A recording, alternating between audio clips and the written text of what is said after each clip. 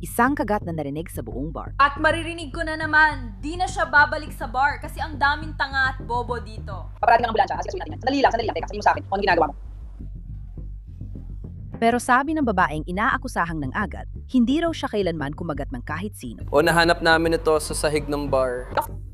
Pinag-uusapan namin kung paano naging sentro ng kaso ang nawawalang daliri. Kaya nire-review namin ang mga footage ngayon. Ipapakita ba ng footage na inatake mo siya at kinagat ang daliri niya hanggang matanggal? Ibig ko sabihin, malamang oo. Narito ang Inside the Crime mula sa Law and Crime. Ako si Elizabeth Milner.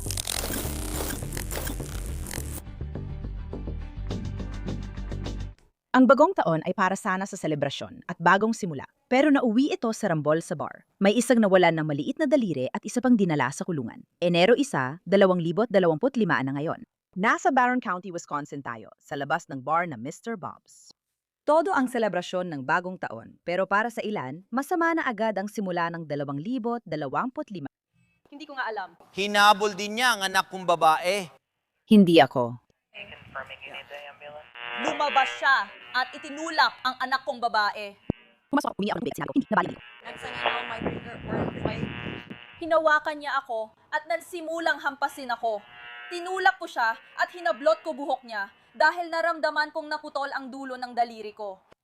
Ayon sa ulat ng insidente ng Rice Lake Police Department, nakatanggap ng tawag ang mga pulis mula sa dispatch 12:37 AM tungkol sa babaeng nasa 60-S na natanggalan ng hinliliit matapos makag... Ayon sa ulat at quote, sinabi ng dispatch na ang salarin ay isang mas batang babae na blonde ang buhok at nakasuot ng asul na damit. Ngunit ang babaeng inilarawan ng dispatch ay wala na raw sa lugar. Oo, may nakakakilala ba kung sino si Rob? Lumapit ka rito. Huwag, nasa likod natin ang mga pulis. May nakakakilala ba sa kanya o hindi? Hindi. Hindi namin alam. Wala akong paki kung alam mo o hindi. Tanungin mo ang bartender, basta kailangan ko ng tulong. May gusto ko bang isampang kaso laban sa babaeng ito kung makita natin siya? Gusto siya mag-rest. Wala nang dulo ng daliri ko. Nililinaw ko lang ba sa sinabi niya? Wala na talaga ang daliri ko. Buong daliri. Oo. Naiintindihan ko. Uminom kami. Umiinom ka. Kumalma ka. Paparating sila dito, kaya kumalma ka. Sinabi sa amin dati na sa Amblers, hindi ako pumupunta sa mga bar. Ito ang unang beses na ginawa ko ito. Siya hindi niya ginagawa. Alam ko ang ibig mo sabihin. Napaka-importante niya. Hindi na ako pupunta ulit sa bar dahil puro tanga at siraulong tao ang nandito. Paparating ang ambulansya. Sandali lang. Hintay, sabi mo sa akin kung ginagawa mo. Nasa isang lugar na wala. Ako. Totoo ito. Totoo ito. Sino bang nangangailangan sa'yo? Ano bang magagawa mo? Mawawalan lang ulit ng daliri. Ako? Wala akong mawawala. At yung boyfriend niya, nakaupo lang doon na parang ganoon. Saan kaya ako napunta? Pwede mo bang simulan sa umpisa at dahan-dahan mong ikwento sa akin? Dahan-dahan lang. Lumabas ako para kausapin ang mga anak ko. Kumuha ako ng kaunti. Manugang kong babae. Pinatigil mo ang anak kong babae. Dilapitan ko siya. Itinuro niya siya. Sabi ko, bakit mo pinatigil ang anak ko? Pinatigil mo na agad. Nahati sa dalawa. Sino ka ba? Bakit mo pinatigil ang manugang kong babae? Hindi naman ako nagdudulot ng gulo. Bakit mo pinatigil ang manugang kong babae? Sinaktan niya ako, nahawakan ko siya, tapos inulit niya. Hinawakan ko siya, humiga ka sa sahig. Hindi niya talaga ako binitawan kahit anong pilit kong itulak siya sa bar. Hindi talaga gumana. Lagi kaming nag-aaway dahil hindi ko siya mapagkatiwalaan, kaya hinawakan ko siya sa buhok. Naramdaman ko ang daliri ko. Kinagat niya ako habang nakatayo pa kami, bago kami bumagsak sa sahig. Kaya hindi ko siya binitawan. Hindi ko siya binitawan dahil umaasa akong may tutulong. Pero walang tumulong hanggang huli. Yung daliri ko nandoon sa sahig. Yung kalingkingan ko nandoon sa sahig. Siya naman nasa kung saan man sa loob ng bar.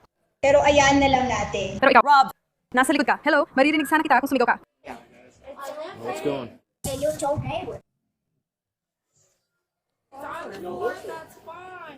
Anong nangyayari? Sabi niya, magaling daw ako.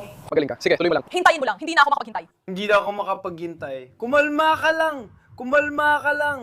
Kumalma ka lang! Nandito ako para kausapin ta. Okay, so yung daliri ko, yung tinky ko, ay nasa gilid ng bar hanggang sa kabilang gilid ng bar. Sisiguraduhin naming magagawa ang lahat para mabawi yun para sa'yo. Diyos ko, pakiusap. Tapos na siya sa kanya. Parang ganito siya. Well, Siguradong gagawin namin yun. Hindi malaga yun. hindi. Ayaw niyang bantayan ng aso. Sinugod niya ang anak kong babae. Sinugod mo ang anak niya, tapos sinugod niya ang anak ko. At nilapitan ko siya. Ang galing niya. May natumba, kinuha lang niya. Tinanggal niya ang dulo ng pinky ko. Tingnan natin ang body cam ng mga pulis na pumasok sa bar para malaman ang nangyari. Naalala pala ng isang bartender ang pangalan ng misteryosang babaeng blonde. Sino yung isa pang babae? Sasabihin ko na si Angela yon. Okay, si Blonde ba ito? Hindi, tumakbo siyang palabas sa pintuan sa likod. Meron ka bang video ng insidente? Oh, wala dito si Mike na yon, pero pwede ko siyang tawagan at tingnan yon. Alam mo ba sa nangyari ang gulo? Dito mismo nangyari. Ako at isa pang bartender ay tig-isa kaming humalok sa kanila at sinubukang paghiwalayan sila.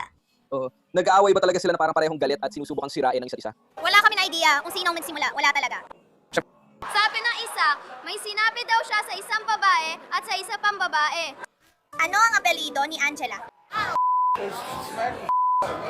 Oo, lumapit siya at may sinabi ka daw. Wala naman akong sinabi. Oo, lumapit siya at sinabi niya, naupo ako sa taas. Paglingon ko, magkasama sila sa isang kahon. Tapos, para paghiwalayin at pagwatak-watakin sila. Kaya pala yung babae, hindi ko alam ang pangalan niya, pero siya ay... Si Angela Clark. Clark, Clark.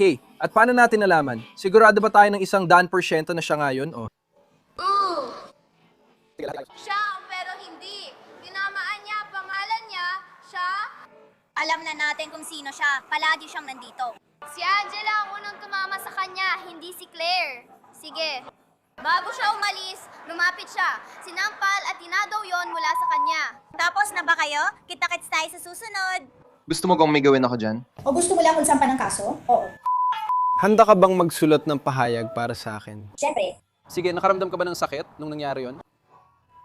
Oo, nakuha ko na. Ilabas mo yun sa pinto. Hold it out the door. Alright. At pagkatapos, may malaking grupo ng mga tao na sumama sa kanya at pumunta sila sa ganung direksyon. Hinabol ko siya pero tumatakbo na siya. Hindi na ito pagtatanggol sa sarili. Nasa sasakyan na kami. Wala akong nakitang sasakyan. Dumiretso siya sa eskinita kung saan may grupong bagong dumaan. Kinumpirma ng ulat ng insidente na si Angela Lynn Clark ang suspect. Pero dahil sa dami ng tao at ingay sa bagong taon sa bar, mahirap siyang mahanap. Hanggang sa may pulis na dumaan sa pinto, papuntang eskinita sa likod ng bar. Isa, dalawa. Ikaw ba? Sino sila? Oo, may nagsasabing nakagat ko raw ang daliri nila at natanggal yon. Pwede bang wag na lang pumasok at kumuha ng burger? Uy, Cover, kumusta? Kasama ko si Angela Clark sa Eskinita. Hindi naman. Tinanong ng pulis si Angela tungkol sa insidente. Anya, siya ang inatake. Angela, maaari mo bang ikwento kung anong nangyari ngayon? Oo, may isang babae na umatake sa akin. Isang mas matandang babae kaysa sa akin at nangyari lang na nakagat ko siya at napasok ang daliri niya sa bibig ko. At anong suot ng babaeng yun? Alam mo ba kung anong itsura niya? Hindi, mas matanda lang siya. Yun lang alam ko. Talagang mas matanda siya sa akin. Alam mo ba kung anong kulay ng damit ang suot niya? Myla ba yon? Hindi ko alam. Hindi mo alam. Pero nagkaroon ka ng physical na alitan, di ba? Sinugod niya ako habang umiinom ako sa bar. Alam mo, Siya ang sumugod sa akin at hindi naman ako sumugod kanino man. anong ibig mo sabihin na siya ang sumugod sa'yo? Parang inatake niya ako. Parang ayoko. Sabi mo lang, huwag mo akong hawakan, pwede mong ilarawan. Ayoko lang na hawakan mo ako o kung ano man. Pasensya na, bigla siyang sumubod sa akin. Parang hinawakan niya ako at parang, alam mo yun, umibabaw siya sa akin sa sahig at mga ganan. Kaya, alam mo yun, parang sumusuntok na lang ako at mga ganan. Kaya mo bang alisin ang jacket mo dyan? Pwede mo bang hilahin pabalik? Gusto ko lang mabilis ang tingnan ng suot mong shirt. Ayoko ng gulo o anumang drama o kahit ano pang ganon. Hindi ko alam bakit niya ako inatake. Umorder lang ako ng inumin sa bar. Alam mo ba kung sino siya? Wala akong ideya. May nangyari bang gulo sa ibang babae sa labas ng bar kanina? Mga 30 segundo bago nangyari yon? Wala. Sumumpa si Angela na hindi niya kinagat ang kalingkingan ng babae hanggang maputol. Ngunit kalaunan nahanap ng pulis ang ebidensya. Sige, magkaiba talaga ang mga kwento nyo. Karaniwan, nasa gitna lang ang totoo, di ba? Pero nakausap ko na yung kabilang panig, yung mga kasama ng babae. Alam mo yon, yung may kalahating pinky. Kailangan ko isipin na parang pinayagan niya, natuklasan ko. Nahanap namin ito sa sahig ng bar. Diyos ko. Kaya kasalukuyan naming nire-review ang mga footage ngayon. Makikita ba sa footage na inatake mo siya at kinagat ang daliri niya hanggang maputol? Ibig kong sabihin siguro, pero siya ba ang unang umatake sa akin? Kaya ang kwento na naririnig namin, at sasabihin ko lahat sa'yo, tapos sabihin mo sa akin kung tama ang pagkakaintindi ko. Ayos ba? Sige. So ang kwento ay may ibang babae naninigarilyo sa labas. Hindi yung nakaaway mo, tama? Ang kwento ay naninigarilyo siya sa labas at itinulak mo siya. Tapos pumasok ka sa bar. Pagkatapos mangyari ito, yung babaeng sinasabing itinulak mo, biyena niya, sa pagkakalam ko, ang kumumpronta sa'yo tungkol doon. Pwede ba kaming pumasok, kuya? Oo, para manatili sa loob. Subukan natin ulit mamaya. Okay. Itulak. Alam mo, nagkaroon kayo ng tulakan na nauwi sa mas pisikal na komprontasyon. At sa huli, nauwi ito sa, alam mo na. Sa totoo lang, Mama Opisyal, ang natatandaan ko lang ay nasa sahig ako at sinusubukan makawala at tama. Hindi ko maalala na inatake ko or may ginawang masama. Ang naalala ko lang, nasa sahig ako at pilit makawala. Hindi ko maalala. Sige. Nasa ibabaw ka ba ng babaeng nakapulang sweatshirt? Siya ba yung nakalaban mo sa sahig? Hindi ko po maalala yan, sir. Pasensya na po. Ang tanda ko lang ay nakahiga ako sa sahig, sinusubukang makawala. Iyan lang po. Anong ginagawa niya sa'yo? Labanan yon. Halika dito, wag. Diyan ka lang at makipag-usap sa amin. Anong ginagawa niya sa'yo? Physical yon. Siya, hindi ko kilala kahit sino, hindi ko alam ang nangyayari. Ang natatandaan ko lang ay nakahiga ako at parang sinusubukan ko makawala. Yun lang ang natatandaan ko. Paano ka napunta sa pagkakahiga? Ang natatandaan ko lang ay nag-uusap kami ng harapan tapos bigla na lang ako napabagsak sa lupa. Pagkabagsak ko sa lupa, naalala kong lumaban ako. Anong ginagawa niya sa'yo? Physical na pag-atake yon. Hinahampas niya ako. O sinusuntok ka niya? Ooh. May iba pa ba siyang ginawa sa'yo? Pinapalo niya ako at ibinabagsak niya ako sa sahig. At nung bumagsak ako, naalala kong tumama ang ulo ko sa sahig. At nung tumama ako sa sahig, doon ako nagsimulang gumante. May mga marka o pasa ka ba sa katawan? Alam kong may dugo ako dito. At yung isang babae naman, bukod sa pinsala sa maliit na daliri, marami rin siyang sugat at pasa sa muka at iba pang bahagi ng katawan. Naalala mo ba nung sinabi ko na ang katotohanan nasa gitna lang? Ooh. Kaya marami tayong paraan para makarating sa gitna na yon, tama ba? Ooh. Isa sa mga paraang yun ay, Tinitingnan ng mga sugat na nasa mga tao, tama? Mas karaniwan ng panguning agresor, tama? Na siyang kadalasang may kasalanan sa isang awae, ay mas kaunti ang sugat kaysa sa biktima. Halimbawa na lang, okay? Tama, kaya. Sa palagay ko, at hindi naman ako doktor, pero nakakakita ako ng maraming sugat dahil sa trabaho ko. Hindi ko alam. Pwede tayong pumunta dito? Oo. Oo naman. Alam mo, wala naman ako nakikitang sugat sa'yo. At syempre, yung isang babae nasa ospital ngayon, di ba? Nasa ospital ba ang babae? Oo, nandun siya. Okay for yes. Nandun siya. Ayon sa ulat ng insidente ng Departamento ng Pulisya, at quote, kinagat ni Angela ang kanang maliit na daliri ni Redacted sa pagitan ng kuko at ng pinakadulong kasukasuan ng Pinky. Dahil dito, natandal ang dulo ng Pinky ni Redacted at nahulog sa sahig ng bar. Nakaganti lang po ako ng ilang beses, sir, pero hindi ko po siya inatake. Ako po ang unang napunta sa sahig. Ang pangunahing alalahanin ay yung Pinky, tama ba? Sige. Kaya natanggal ang Pinky niya dahil nakagat. Nahiwalay. Akala mo ba na may dugo at mga ganon? Bukod dito mismo, anong inakala mo? Sige. May iba pa bang tao sa loob? Kasi magsisimula na ako sa bagong trabaho ko bukas sa Washburn County. At ako, Sige. hindi ko ginawa. Hindi ko sinadya magsimula ng gulo or namang ganon. Ang natatandaan ko lang, nasa sahig ako, nakadapa, at masakit ang ulo ko. Natatandaan mo ba nung nasa bibig mo ang kanyang maliit na daliri? Hindi ko natatandaan. Hindi mo talaga natatandaan yun? Hindi ko natatandaan, sir. Wala akong maalala tungkol doon.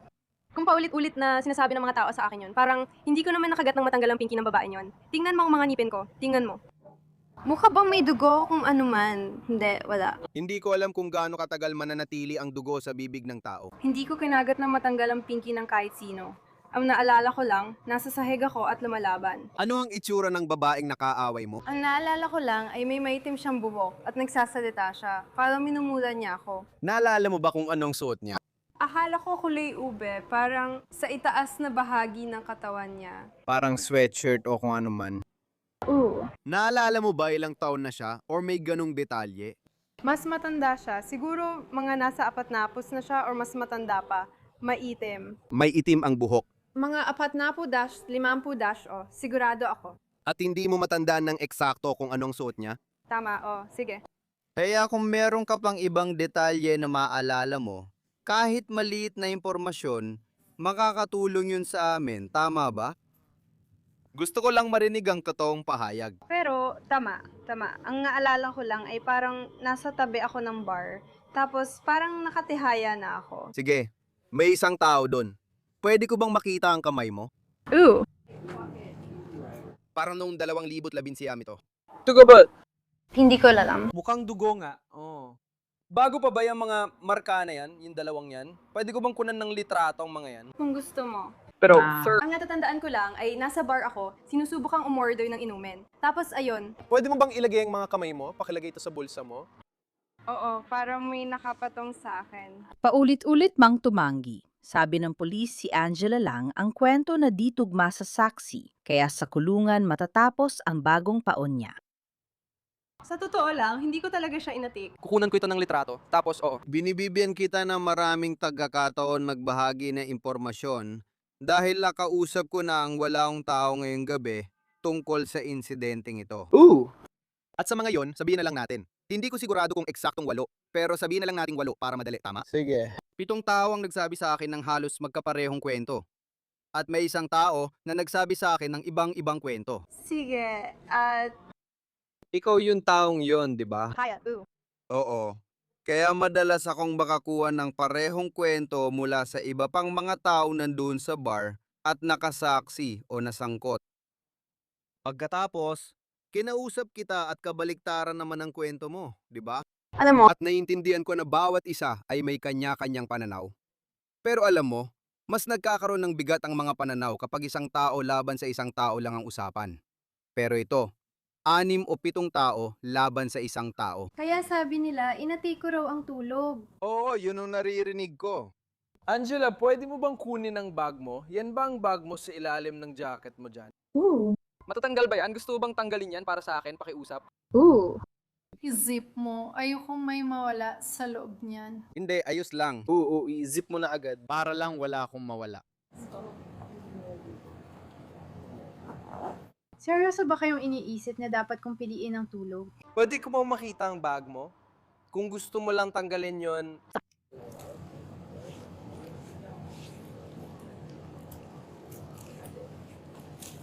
Salamat. Na-appreciate ko yan. Angela, arestuin ka na yon dahil sa malubang pananakit, paggulo sa kaayusan, pananakit, at posibleng isa pang kasong mayhem. Sige, oo, sandali lang.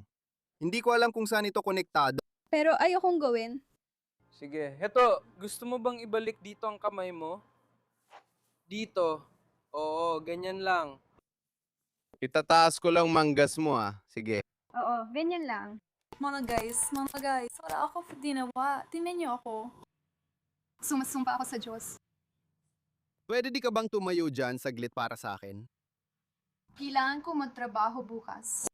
Pakiusap, huwag mo itong gawin sa akin. Mayroon akong 3 taong gulang na anak na babae. Makakatawag ka naman dito, ayos lang. Pero sa kasamaang palad, itong sitwasyon natin yung gabi. Hindi mo ba ako nakita? Depensa lang ang ginawa ko. Huwag kang magsumbong sa mga pulis. Depensa lang ang ginawa ko. Alam mo naman. Kung ganun, pwedeng ayusin yan sa korte. Samahan na lang natin siya papunta sa squad car. Sumana lang natin siya papunta sa squad car. Bilisan natin, kakahanap lang natin sa kotse. Ayos naman sila. So sinasabi mo na wala kang kahit na makakasakit sa akin habang kinakausap kita? Wala akong ginawa, kayo naman. I-review namin yan kung gusto mo. May dala ka bang kahit ano sa bulsa mo? May vape siya dito. Ayos naman siya, payapa na. Nakuha ko na, Diyos ko. Pwede niyo ba silang tamaan? Oo. Pwede kang umipak ng isang beses. Huwag mo lang akong hinggaan sa mukha, pakiusap. Ayan. May iba ka pa bang laman sa bulsa mo? Ilalagay ko vape mo sa bag mo, okay lang? Sige, pakisuri ang likod at pakipirmahan. X-ray, sir, pakisuri ang likod at mga bulsa. Sandali lang. Hindi pa ngayon. Kailangan niyang tumawag, okay? Ayos ba siya? Oo, Bro, meron ka bang anumang bagay sa sasakyan mo na kailangan nilang kunin? May nangyayari ba? Wala. Pasensya na. Sige, magkikita tayo mamaya. Pwede bang umupo ka muna? Sige, ayon sa ulat, marami pang nangyari matapos maisara ang pinto ng patrol car nang maisakay si Angela. Ayon sa ulat, habang papunta sa kulungan ng Barron County, bago pa makarating, tinanggal ni Angela ang kanyang seatbelt tapos sinadya niyang ipukpok ang kanyang ulo ng 2 beses sa bintana na naghihiwalay sa likod at harapang upuan ng patrol car. Sinabihan ko siyang tumigil kaya hindi na niya inuntog ang patrol car. Pagdating ko sa kulungan ng Barron County, inalalabas na siya ng mga tauhan mula sa sasakyan. Napansin kong dumudugo ang noo niya at may ilang pulang bakas na umaagos pababa sa mukha niya. Napansin kong mas madami na ang dugo sa kanyang maong kaysa nung ilagay siya sa patrol car. Hindi ko nakita si Angela na dumudugo ang ulo bago siya dinala sa kulungan. Ayon sa dokumento, nang dalhin ng pulis si Angela sa Mayo Clinic, siya ay naging sobrang magulo. Ayon sa ulat, sinuntok niya sa mukha ang isang pulis gamit ang nakakuyom na kamao, kaya siya'y pusasan sa kama ng ospital. Pagkatapos, dinala siya sa Barron County Jail matapos maklear sa ospital. Nag-in siya ng not guilty na plea sa kasong battery, substantial battery, at pananakit o pagbabanta laban sa hukom, piskal o alagad ng batas. Bukas pa rin ayon sa online court records ang kaso ni Angela Clark. Ang susunod niyang court appearance ay sa Hulyo 8, 2026. Salamat sa panonood ng Inside the Crime. Ako si Elizabeth Noner. Magkita tayo ulit bukas para sa bagong kaso.